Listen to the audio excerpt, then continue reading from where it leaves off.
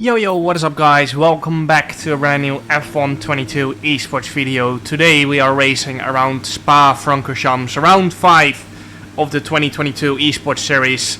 As many of you know, this series was driven over the past half a year between September and December. However, I never upload them instantly, simply to keep something a secret, you know? We don't want to show what kind of wing levels we're running in the esports series, or what we're doing with strategy maybe, or driving wise. So that's why I always upload them after the series is over, just like everyone else basically. But yeah, as you guys might know, the season has not started off great. We lost the race went a little bit in the first round by rain. We got taken out in the second race. Race 3 in Silverstone was very solid. We were just not fast enough around Silverstone like usual. Round 4 Austria, again poor qualifying, great race from P9 to P4. But today around Spa we are once again gonna try to get a solid qualifying in, which has just been our Achilles heel this season. And usually we're always very fast in the race. We've been every single year very fast in the race, and that's how we won championships. But I think the skill gap is just a little bit like less on this game. It's, if anything, a lot less on this game. It's a lot tighter, and I think that might be hurting me a little bit more, because you know, it's fine being 1/10 of pole position in other years. However, this year that means you're straight away in like P10, for example. So I think that's been our main Achilles heel, and also just the car handling does not suit me at all. Struggling with setups. However, we need to stop whining and just get the fuck on with it. Round 5, qualifying 1. This is gonna be our first lap. And we're going to try, as per usual, to get into Q2 on a single set of tires, which you managed to do in Austria, by the way. And then you have 2 sets of new tires for Q3, because you only get 5 sets of soft, so that's great. And we're going to try and do the exact same again. Turn 1, very smooth, and then up Eau Rouge and Radeon we go. Again, trying to be as smooth as possible on the wheel, trying to get as much rotation as possible over the curbs, so you have less friction, less lock-on, and you carry more momentum into I forgot the corner names, to be honest. It's not La Source. La Source is turn 1. I know the names. Le Combe. It's Le Combe, right? I think it's Le Combe. Again, not too bad. A little bit hesitant on the brakes into the downhill right-hander, and then a lot of understeer in that downhill left-hander. So that whole section is just full of understeer. Same with Pool 1, to be honest. A lot of understeer, because it's all downhill. Naturally the car understeers in downhill corners and tends to oversteer more in uphill corners. Through the next chicane we go. Easy to always lose the backhand. In 2020 I invalidated my Q3 lap right there, which made my life a lot harder in the race. So through into the last sector we go now. All flat out until the bus stop chicane we go. And again, short line, smooth on the wheel, easy flat out. Braking point around 100 meters, just after the 100 meters, and down to third gear. A little bit hesitant again, and even though it looked like a great lap, it's just those small things that cost us. And you can see we're only P8. We'll be on a lap. But we had to go again, because you can see we dropped to P13 by the end of everyone's their first run. So that means no 2 sets of tires for Q3. However, we do make it into Q2, which is the main goal from Q1, of course. You can see there, Marcel Kiefer P1, Freddy Rasmussen P2, Thomas Ronar P3, Lucas Blakely P4. Unfortunately, our teammate Danny Romano out in Q1. But yeah, this it looks like a lot more of a tough qualifying for us than Austria so far. And into our first new set of tire run in Q2. This is once again where we hope we put in such a banging lap. Then we only need to do one single lap. However, looking at our Q1 pace, we do not have the facilities for that at the moment. And we're going to come across the line. It's going to be a 41.907, 700ths off the McLarens. But yeah, as you can see, by the end of that first run, so we were down in P6. And that basically always means you have to go again. You basically need to be P1 in Q2 to not have to go out again, which is what Freddy Rasmussen is doing. He put in an insane first Q2 run. However, we didn't, and we have to go again. And as you can see, through turn 1, 200s up. And as I said in the Silverstone quali as well, we just need to gain, especially around Spa, because it's such a long track. We need to gain like 100 per corner, which sounds like absolutely nothing. But on this game, with this car, it's so hard to find an extra 100 per corner. But we have managed to do it so far in this lap. Little bit of oversteer on that left-hander. And that shows how insanely tricky our car is to drive. We've lost a little bit of time with that slide, around 300-400s. However, we managed to climb it back up to 600s again. And we're almost 110 up, heading into Puon, which is just what we need. 7 gear. Could have been a little bit more apex speed maybe. However, it's easy to invalidate on that exit, of course. Through the next chicane we go. Looks like we're going to find a little bit more time once again. Bit of understeer on that exit, which has cost us around half a tenth. Into the last sector we go. We're half a tenth down at Barry Bormand. However, we are almost 110 up on our own lap. And that might be enough. However, Lucas Blakely goes to P1 with a 41.683. Simon Weigang in P10 now. Danny Beresnay P10 now. And it looks like we're going to have to improve at least a tenth. Little bit deep into the first part of the chicane. And onto the power we go. Not completely on the limit. We lost a few hundreds there. And we're only P10 as we cross the line. However, only one more person has to cross the line, which is going to be Simon Weigang, who is behind us. So it's all going to come down to him. And he jumps us by 2/100ths of a second. We are out of Q3. It's actually less. It's 1.600ths of a second. And that's what I mean. P1 to P11, which is us 1.3 tenths around the track that is like what? 7.1 kilometers long? That's just absolutely insane. But yeah, that means this is I think our first Q2 exit of the season. I'm not sure actually. However, Freddy Rasmussen got pole with a stonking lap. Now onto the race we go. We're going to be starting on the hards, which I think most of the people are going to be doing. I think it's just the best strategy on this game, starting on the harder compound. However, if you're very daring, you go on the mediums. Which, you know, some people need to take a risk or just feel like it's a better strategy, you might do.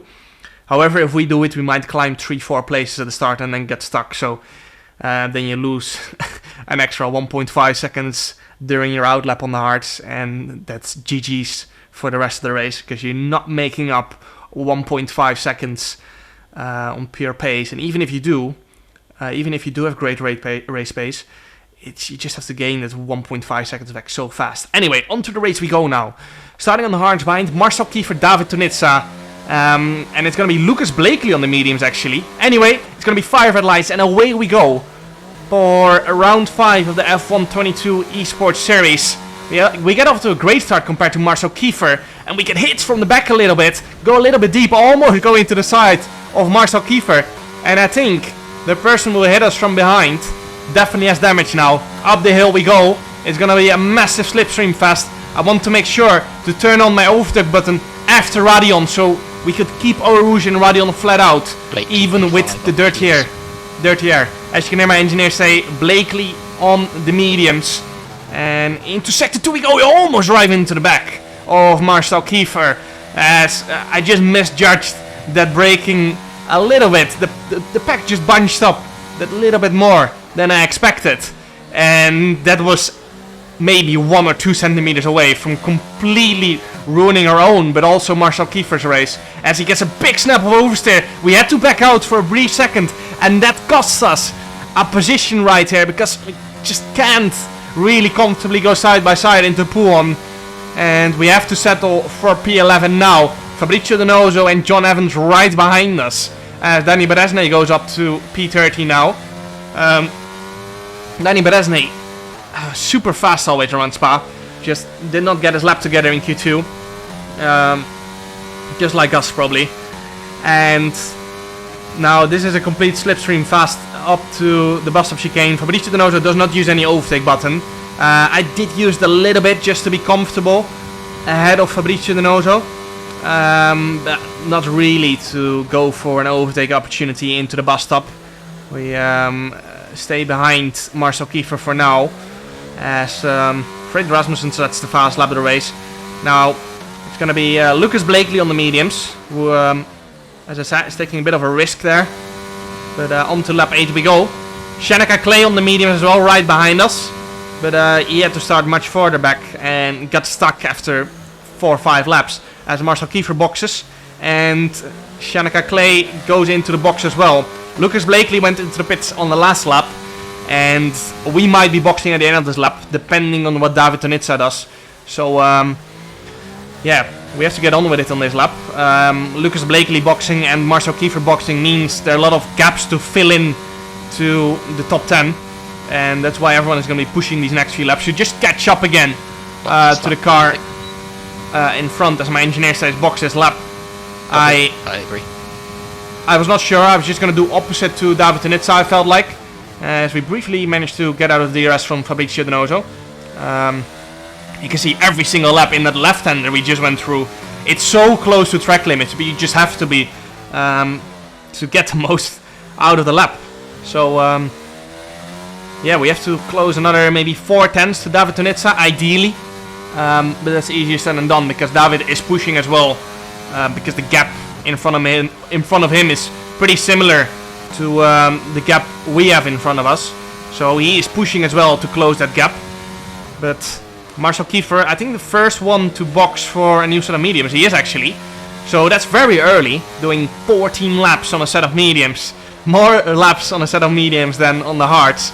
And that seems to work very well on F1 Esports this year.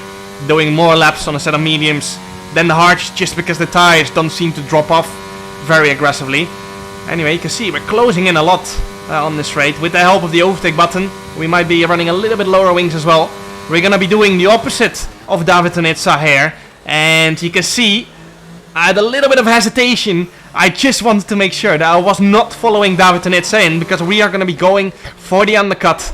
It was box opposite of whatever David was going to do. About 1 second behind Kiefer.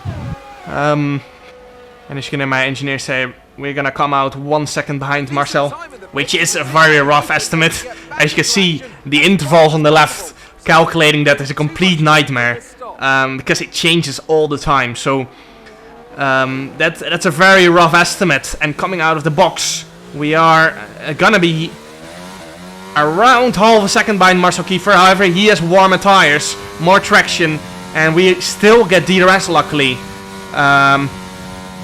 Just about. We were within a second at the detection zone. And this lap is going to be probably the most crucial lap of this race. As you can see, I'm warming my tires. But we are going for the undercut here. But more importantly, we stay in the DRS of Marcel Kiefer on this lap. That is the most crucial part. We need to get the DRS on Camel Straight to undercut maybe even more people. We expect David Tonitza and Simon Weigang to cover us off on this lap, of course.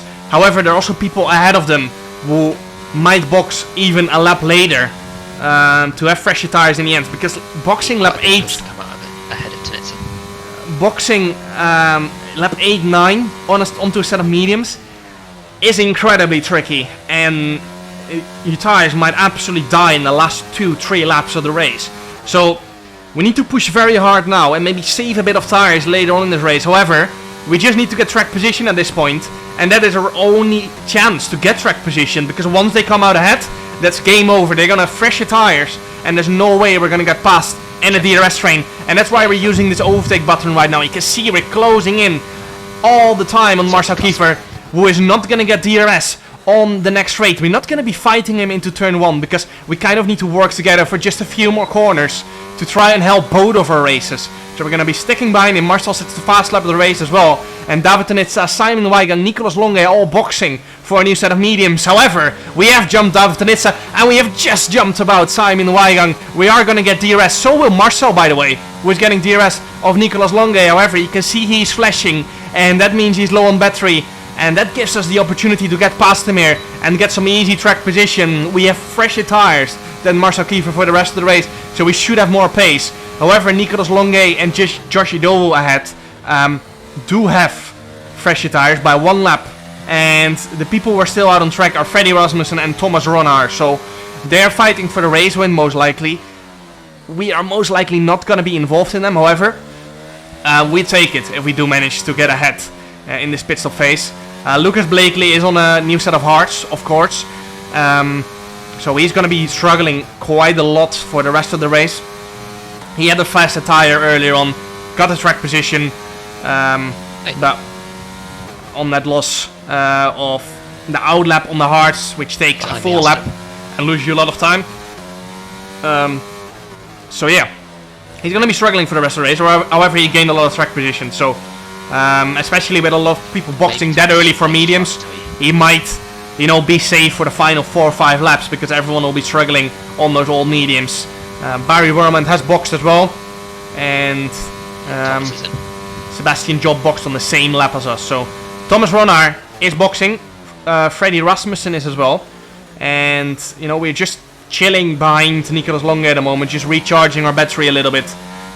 Sebastian Job sets fast lap. Now we set the fast lap with the help of that ERS, of course, and the DRS on Camel Straight. Now coming out, actually we're ahead of Thomas Ronnaar as he boxed, of course, 2 laps later than us. We've got a huge undercut, and even though we're gonna have a massive pace disadvantage for the rest of the race, this is crucial. Thomas Ronnaar is one of our championship rivals, of course, and we need to put up a real fight here because ideally we get more points than him, and if we don't get more points than him, then we don't want him to score more points. But yeah, Lucas Blakely is of course leading the championship. He's a bit faster. Nicolas Longe goes very deep into the corner and up to a net P6 we go. So with still 3 cars to box, our teammate Danny Bresnay and Williams, I think so. That means we're up to P6 with the fast lap.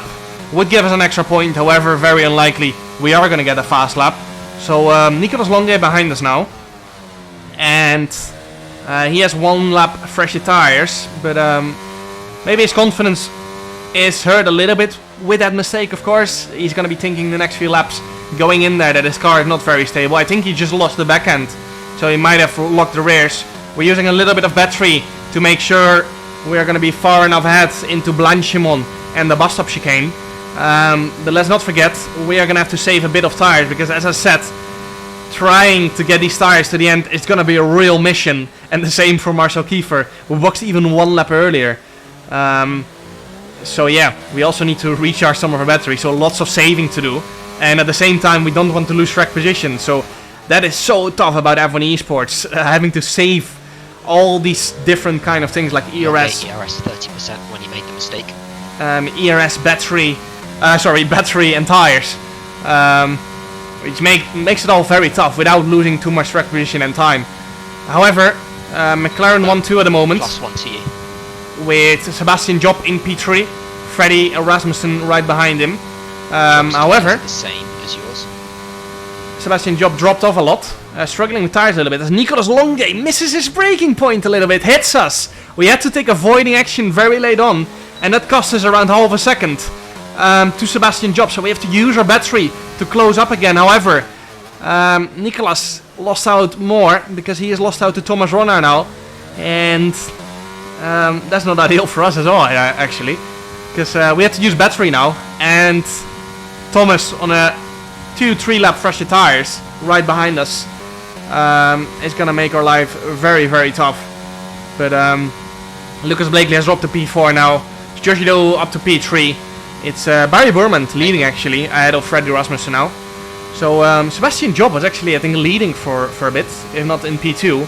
But he boxed on the same lap as us, so he is struggling on tires probably. Maybe he's a bit more tired than us, I'm not sure. However, our main job at this point is to keep Thomas Ronner behind. Maybe have a look at Sebastian Job. However, as I said, Thomas Ronner is a bigger threat in this championship, so we want to stay ahead of him mainly. And he's also a bigger threat at the moment. I think we're much more likely to be overtaken by Thomas on that fresh set of tires compared to us than overtake Sebastian Job on the exact same tires. Sebastian, of course, was much further ahead as well, qualified much further to the front. So I expect him to probably be on full battery and make life a little bit tough. He was faster in qualifying as well, of course. So our main job here is to keep ahead of Thomas. And you can see I'm using my battery to make sure I'm ahead into the bus stop and make sure I have enough battery to start the final lap of the race. And you can see my tires are suffering badly with they are definitely going to drop off a cliff on this lap, and that's what I was so afraid of. My tires dropping off the cliff. Thomas was really fast in the middle sector, so I was saving mainly my battery for the last sector, because he would close up so much every single lap in the middle sector just with that freshest set of tires. Age tires as you. That I was afraid he was going to have a go into the bus stop. And you know, he's only 5 tenths behind. Yeah, we are using our battery a little bit to extend the gap into sector 2. You can see he's going to be over 7.5 tenths behind going into sector 2. And he's going to be so much faster through here. We have so much more battery to us, but we have so much less tires to play with. And just for that section alone, he's gained 2 tenths. And every single corner, he's going to be taking half a tenth with 10 out of it. Our tires are absolutely dead at this point. And luckily, we have the ERS to play with. However, is it going to be enough? Into Pouon, Thomas is 4 tenths behind. Out of Pouon, he is only 3 tenths behind. We're using our battery once again to extend the gap a little bit. However, is it going to be enough? With Thomas gaining another tenth through this chicane. You can see he's 3 tenths behind us now. We were 7-8 tenths ahead into sector 2. He is going to be under 3 tenths behind going into the last sector of the race. However, we got a lot of ERS to still play with. And you can see we're draining it all now into Blanchimont. However, Sebastian Job is flashing. And you can see how much we're gaining because he is out of battery. But it's a little too late. Too late for us to just have a little go at him into the bus stop. And if only I used that 30% battery a little bit earlier on, we could have had a go. But we just didn't take enough risk with that battery on the last lap. A little bit too careful. But yeah, that's just the risk you have to take. It's very hard to balance these things out, you know. Because if I would have run out of battery, Thomas would have definitely got us into the bus stop chicane. And yeah, we didn't. But it's just a risk reward, and we got it a little bit wrong, I think. So we definitely could have got Sebastian there. But it is what it is. It's still P6 from P11 on the grid. And to think that we undercut like 3 cars and overtook another 2 is a lot in F1 Esports. So still very happy with this performance to go from P11 to P6. Just need a better qualifying. Hope you guys enjoyed. Make sure to like and subscribe. And see you guys next time. Ciao.